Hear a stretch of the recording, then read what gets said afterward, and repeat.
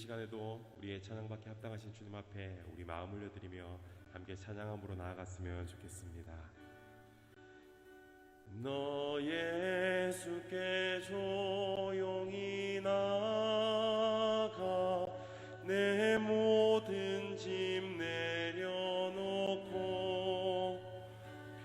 주 십자가 사랑을 믿어 내 삶을 너 받으라. 우리 한 번 더 고백합니다. 너 예수께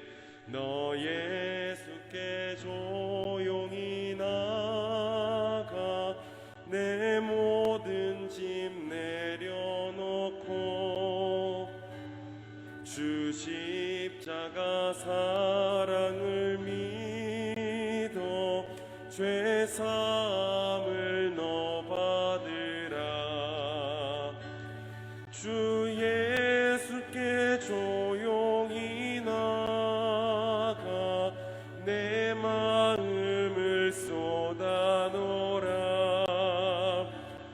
늘 은밀히 보시는 주님 큰 은혜를 베푸시리. 2절 고백합니다.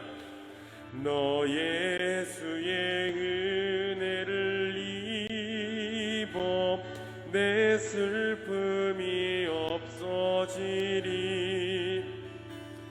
내 이웃을 늘 사랑하여 너 받은 것 거저주라. 주 예수께 조용히 나가 내 마음을 풀어놓으라. 늘 은밀히 보시는 주님 큰 은혜를 베푸시리. 주 예수를 친구로 삼아 늘 내 옆에 모시어라. 그 영원한 생명샘물에 너의 마른 목 죽이어라. 주 예수께 조용히 나가 내 마음을 쏟아놓으라. 늘 은밀히 보시는 주님 큰 은혜를 베푸시. 우리 4절 목소리 높여 고백합니다. 너 주님과 사귀어 살며 생명이 넘치리라. 주 예수를 찾는 이 앞에 참 맑은 빛 비추어라. 우리 4절 한 번 더 고백합니다. 너 주님과 사귀어 살며 새 생명이 넘치리라. 아멘. 주 예수를 찾는 이 앞에 참 밝은 빛 비추어라. 주 예수께 조용히 나가 내 마음을 쏟아놓으라. 늘 은밀히 보시는 주님 큰 은혜를 베푸시리. 너 주 예수께 조용히 나가 내 마음을 쏟아놓으라.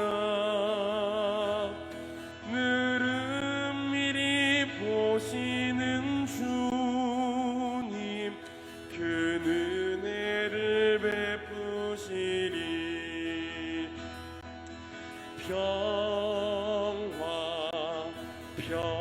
평화로다 하늘 위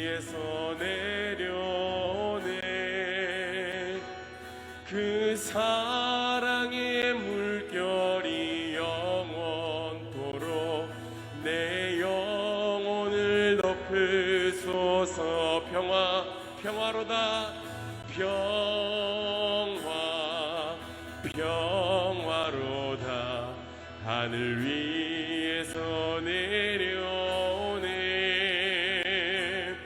그 사랑의 물결이 영원토록 내 영혼을 덮으소서.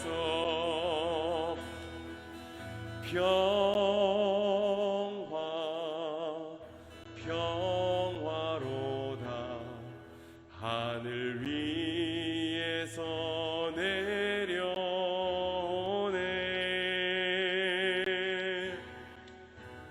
그 사랑의 물결이 영원토록 내 영혼을 덮으소서.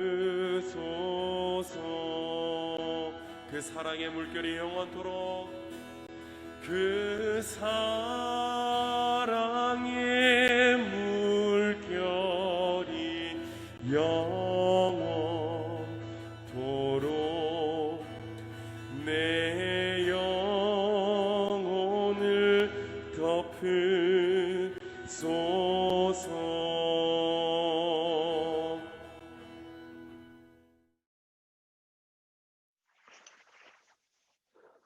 여러분, 지금부터 하나님의 도움을 구하는 기도라는 제목의 담임 목사님 설교에 대한 내용 요약을 여러분들에게 나누도록 하겠습니다. 히스기야는 남유다에서 요시야 왕과 더불어서 가장 경건한 왕이었죠. 그런데 히스기야 시대에 이 히스기야와 남유다는 절체절명의 위기에 처하게 됩니다. 당시에 가장 잔인한 민족이라고 말할 수 있는 아수르 민족이 이 유다를 침공했기 때문이에요. 이 절체절명의 위기의 순간에 히스기야는 하나님께 도움을 구하는 기도를 하게 됩니다. 그리고 이 기도를 통해서 우리는 하나님의 도움을 구하는 기도의 특징 5가지를 알 수가 있죠. 오늘 그 5가지를 한번 함께 살펴봤으면 합니다. 첫 번째는 기도의 동력자에게 기도를 부탁하라입니다. 오늘 1절에서 4절을 보면 장로들과 선지자에게 히스기야가 기도를 요청하는 것을 볼 수 있어요. 우리도 마찬가지죠. 어려움이 오면 기도의 연합전선을 구축해야 합니다. 연합전선이라고 하는 것은 기도의 동력자들을 이야기하죠. 즉 우리는 기도의 동력자가 필요한다는 겁니다. 여러분들에게는 기도의 동력자가 누구일까요? 네. 이 기도의 동력자를 우리가 기도를 부탁한다는 것은 사람을 의지하는 게 아니겠죠. 사람들과 기도의 동력자들과 함께 하나님께 기도하면서 하나님의 도움을 의지하는 모습이라는 겁니다. 히스기야에게 있어서 정말로 감사했던 것은 그의 주변에 기도의 사람 이사야 선지자가 있었다는 것이죠. 이와 같이 우리도 마찬가지예요. 기도의 동력자들에게 기도를 요청을 해야 되는데 특별히 목회자에게 여러분들 기도를 요청하십시오. 왜냐하면 목회자는 바로 이 양떼를 위한 기도를 위해서 부름을 받았습니다. 목회자의 큰 2가지 사명이라고 하면 한 가지는 말씀 사역이고요. 또 한 가지는 기도 사역이기 때문에 목회자에게 기도 부탁하는 것을 주저할 필요가 없습니다. 자, 하나님의 도움을 구하는 기도 2번째는 문제를 하나님께 가지고 가라입니다. 히스기야 오늘 본문에서도 보면 히스기야가 동력자들에게 기도 요청을 했지만 거기에서 그치지 않고 자기가 직접 하나님께 아수르가 보낸 편지를 펼쳐놓고 기도하는 것을 우리가 볼 수 있습니다. 하나님께 불안과 고통을 맡기는 이건 그 겸손한 믿음의 행위를 우리에게 보여주는 것이죠. 베드로 사도도 우리들에게 이것을 말합니다. 베드로전서 5장 7절을 보면 너희 염려를 다 주께 맡기라. 이는 그가 너희를 돌보심이라. 자, 하나님의 도움을 구하는 기도 3번째는 위대하신 하나님을 찬양하라입니다. 우리가 누군가에게 찬양한다라는 것은 그 대상의 가치, 그 대상의 위대함을 우리가 알고 있다는 것을 말하는 것이죠. 그래서 위대한 사람들의 기도의 특징은 하나님이 어떤 분인지에 대한 찬양이 담겨 있고요.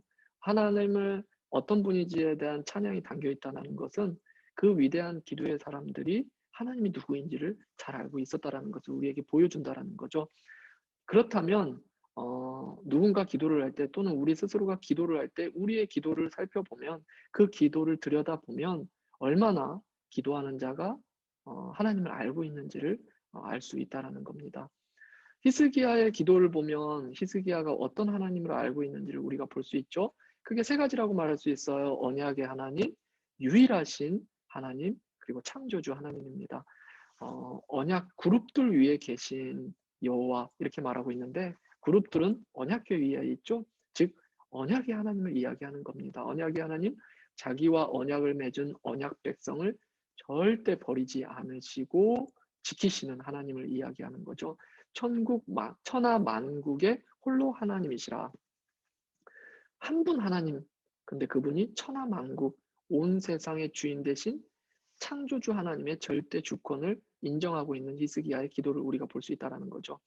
자, 이렇게 위대한 하나님의 도움을 구하는 기도는 그 하나님을 찬양하는 내용이 그 특징으로 한다라는 겁니다. 자, 하나님의 도움을 구하는 기도의 특징 네 번째는 간절함입니다. 히스기야의 기도에 특별히 16절을 보면 5가지의 명령어를 볼 수 있어요. 귀를 기울여 들으소서, 눈을 떠서 보시옵소서, 들으시옵소서. 그러니까 들으시고 보시옵소서, 들으시옵소서 이렇게 반복을 하고 있죠. 그런데 여러분, 우리가 아는 대로 이미 하나님은 우리를 보고 계시고 우리의 기도를 듣고 계세요. 그런데도 불구하고 히스기야가 다시 봐주세요, 들어주세요 이렇게 말하는 것은 어떤 의미일까요? 하나님이 보지 않기 때문에, 듣지 않기 때문에 이런 말을 하는 것이 아니라 그만큼 그가 가진 절박함이 지금 이 기도에 표현되어 있다는 것이죠. 하나님의 도움을 구하는 기도의 특징, 절박함입니다. 자, 마지막으로 5번째 특징인데요. 이게 하나님의 도움을 구하는 기도의 가장 중요한 특징이죠. 영광, 하나님의 영광을 구하라입니다. 19절을 보시면, 앞부분을 보시면 이제 우리를 그의 손에서 구원하옵소서. 하나님만이 구원하실 수 있는 참된 신이기 때문에 하나님께 구원을 간구하는데 그렇게 말을 마치지 않아요. 그리하시면 천하 만국의 주 여호와가 홀로 하나님이신 줄 알리이다 이렇게 말하고 있거든요. 즉 이 기도의 목적은, 제가 이렇게 구하고 있는 목적은 하나님만이 홀로 진짜 하나님이심이 드러나도록 저는 이 기도를 하는 겁니다. 그것을 위해서 저는 이것을 간구하는 겁니다. 이렇게 말하고 있다는 거죠. 즉 기도의 목적이 하나님의 영광이었다라는 겁니다. 우리 히스기야뿐만 아니라 우리도 마찬가지입니다.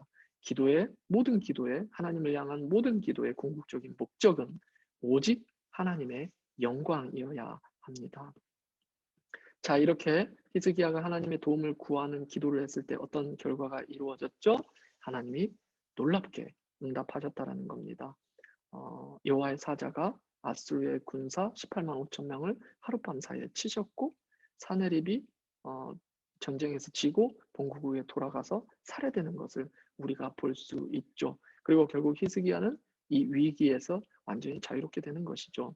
우리도 마찬가지입니다. 우리도 히스기야처럼 하나님의 도움을 구하는 기도를 드릴 때 하나님은 반드시 응답하시고 위대한 역사가 일어난다는 것이죠. 물론 이 역사는 우리가 바라는 대로 우리의 욕망에 근거하는 바대로 우리가 기도하면 다 이루어진다라는 것이 아니라 하나님 뜻 안에서 하나님 영광을 위해서 하나님은 기도에 응답하시고 역사하신다는 겁니다. 여기까지가 담임 목사님 설교에 대한 요약이었습니다.